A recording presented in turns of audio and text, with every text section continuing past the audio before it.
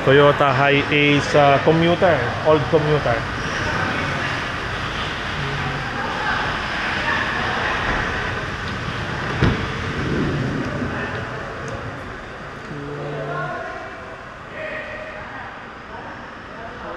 Not sure kung old units na po itong mga remaining units, or kasi ang alam ko po nung lumabas yung bagong Grandia, nag-stop production na to. So baka ito po yung mga last remaining units, kaya tanong po natin sa Toyota. Ito po, napaka basic din po ng van na to, napakaganda po. So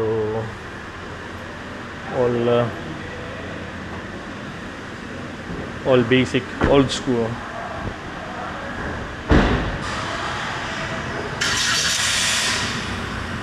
Ito nyo po yung difference ng old saka yung bago. Kakaiba na yung lapad.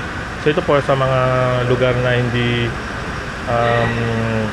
medyo mahirap yung access, so katamtaman po ito. Kasi ang naging challenge nung bago, lumapad. So ano na po, namimili na lang dadaanan. Wala pong tachometer, purely speedometer, fuel, and temperature. And then same pa rin po itong kanya. Okay, nakakatuwa na meron pang ganitong unit. Okay, salamat po.